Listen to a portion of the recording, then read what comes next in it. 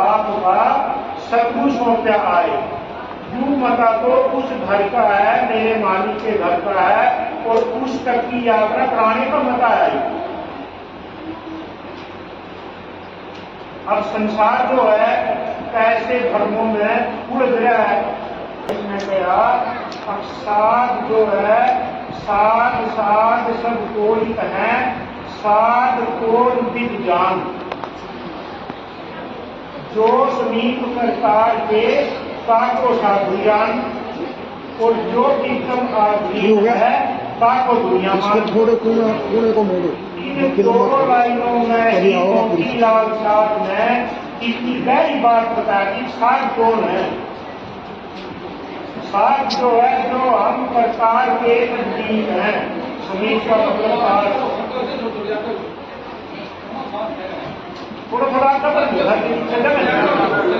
उनका मतलब क्या होया, जैसे कोई देहधारी को मान लिया, कोई पाखंड, मूर्ति पूजा, अनेक प्रकार के पाखंड है।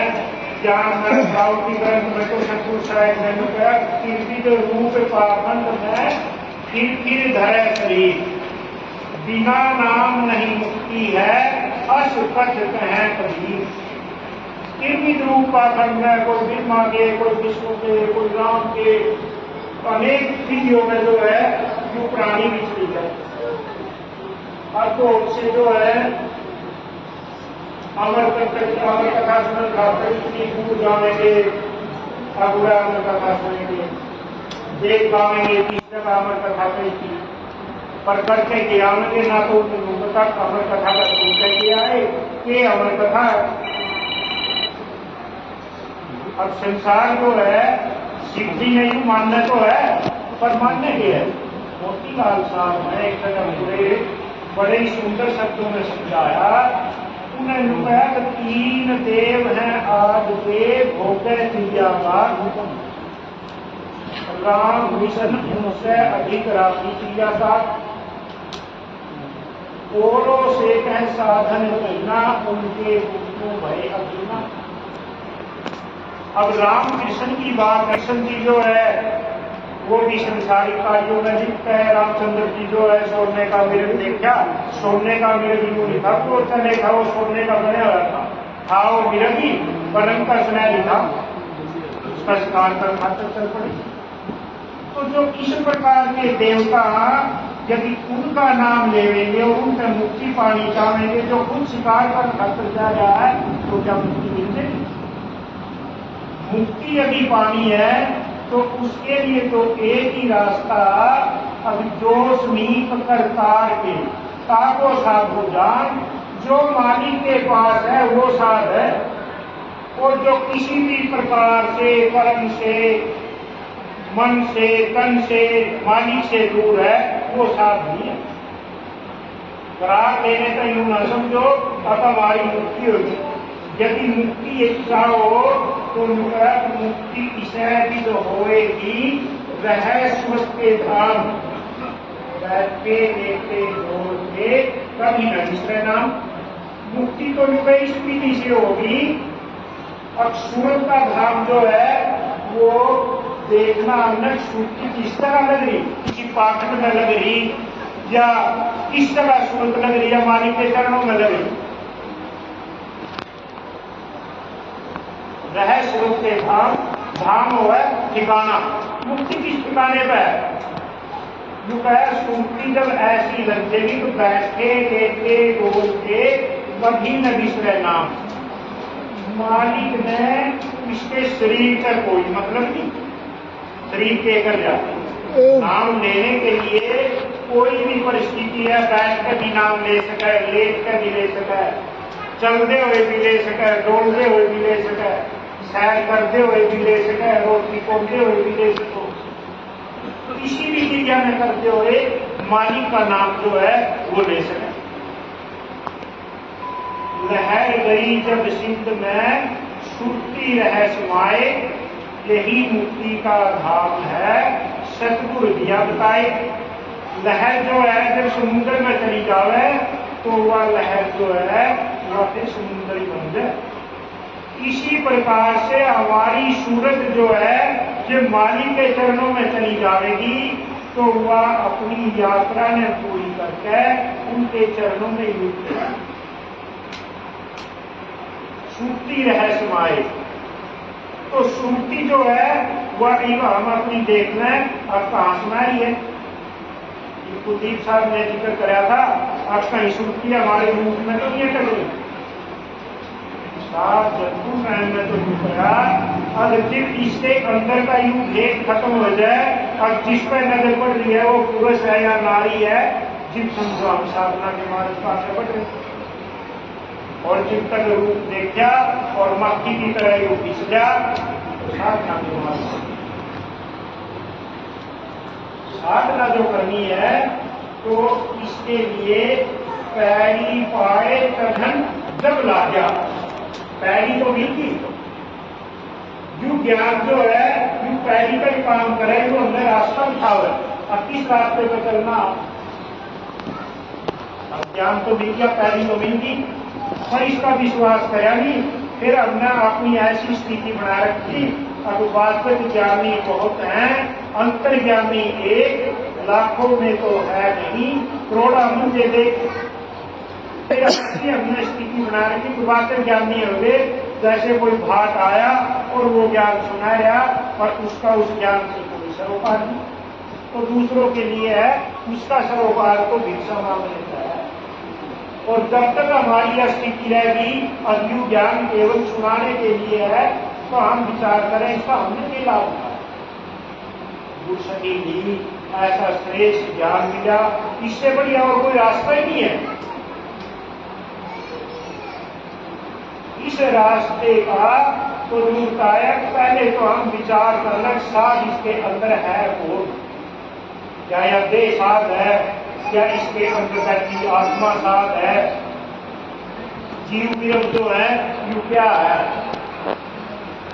एक तरफ पीर साहब ने कहा अब जो कोई त्रिपुटी ध्यान लगावे कोई मुकट अमर फल पावे।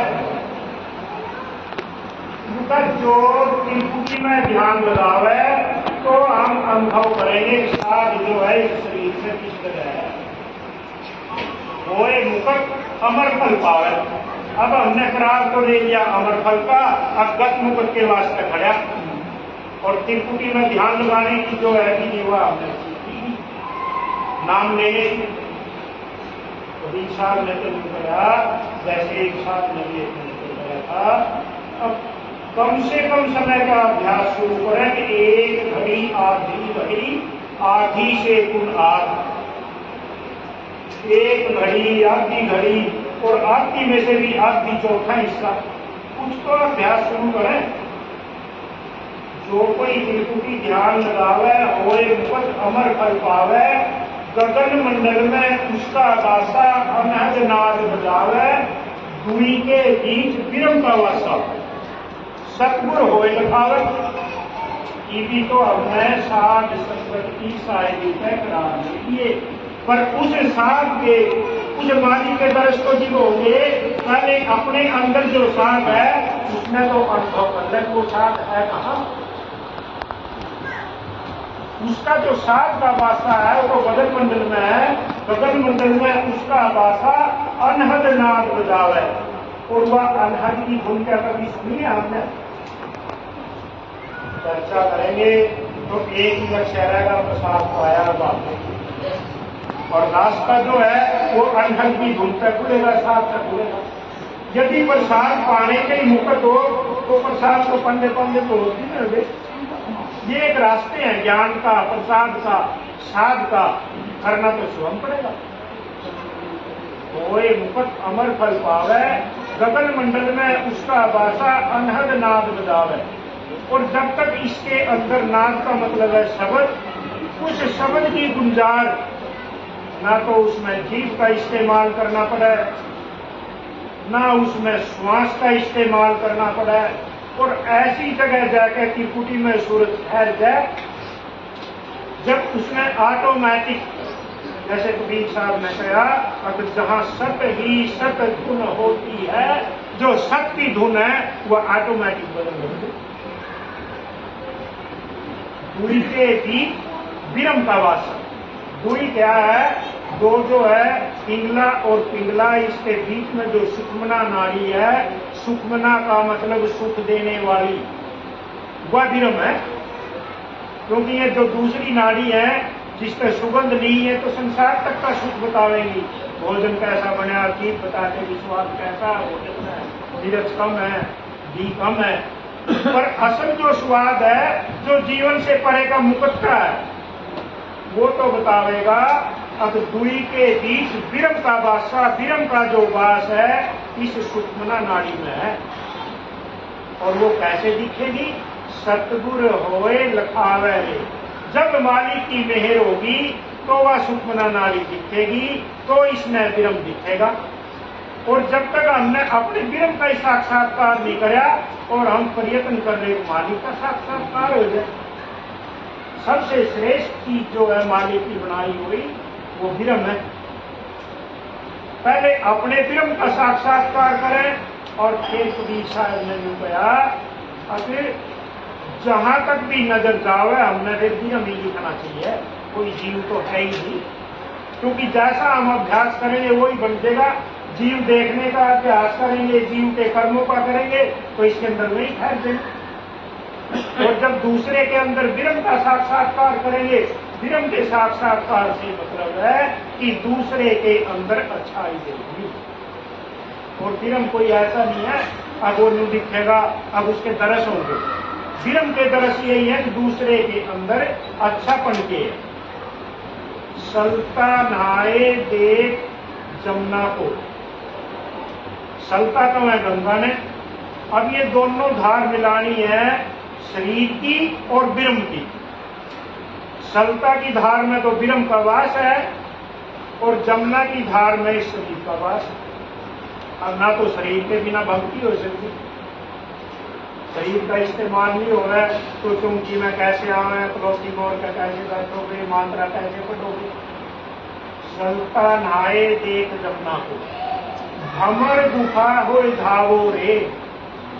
सलता गंगा की धार में बैठे और सलता में बैठ के जैसे ही शीतल हो जाए, इस प्रकार से शीतल होना। कोई कुछ कर रहा है, कोई निंद्रा कर रहा, कोई तो अच्छा कर रहे, हमारे पास बैठ रहा। चरणदास साधन में रुपया निंद्रा का भारी है पापा, जासे भी निर्फल हो जापा। अव्वल तो कोई मालिक का नाम लिया नहीं जाता और कुछ लिया तो किसी ने निंदा करके खोल दिया। कभी परवाह नहीं करनी चाहिए तो कितनी निंदा कर दिया, खूब करो जिसने कर दी, वो तो हमारे लिए अच्छा कर दिया। सलता नहाए देख जमुना को, भमर गुफा कोई धावे रे। भमर गुफा में जब तक यूं जावेगा नहीं, अब गंगा में चला गया और तैरना आंदा नहीं, किनारे पर बैठ कर गात चौक पड़ गया तो उसमें जो नहाने का आनंद है वो मोतीलाल साहब को लिखा है, जिन स्नान कूद कर कीना, तन मन धन सतगुर को दीना। जिसने कूद कर स्नान कराया, जो ऐसा सरोवर है माता पार्वती है। जिस वक्त महादेव जी ने अंदर कथा सुनाई थी, उन्हें उस पर यूं ही हुक्म दिया, यही सलाह दी थी महादेव जी ने, अक्षुरत समेत तो सरोवर नीरा, कि सुरती ने इस प्रकार से जैसे नदी के किनारे पर नजारे और इतनी ऊंची उसकी कोई रास्ता मेड है, जो लगा थोड़ा सा पांव फिसला तो नदी में गिरा। उस वक्त कैसी सुरती हो गए, थोड़ा सा भी पांव तक बताया नहीं जाओ। इसी प्रकार से जब हम नाम लेने बैठे तो वही सुरती है। जैसे नट का खेल है, नटका सब बरत का चढ़ा, जीत रहे सोई चेला। जैसे नट का खेल है, जब वो रस्सी पे खेल करे तो बड़े सजे हुए उसके कदम हुए, उसने जो पता थोड़ा सा भी पांव हिला तो नीचे गिरा और काम शुरू। इसी प्रकार से साध का जो काम है वो सूरत में ऐसे समेत कहला रहा है, जैसे यदि थोड़ा सा भी कुछ होया तो समुंदर और भूसागर एक ही बात है, संसार में रह रहे हैं तो सुरती ऐसे रहे जैसे बहुत सागर में इसके एकदम से अतीत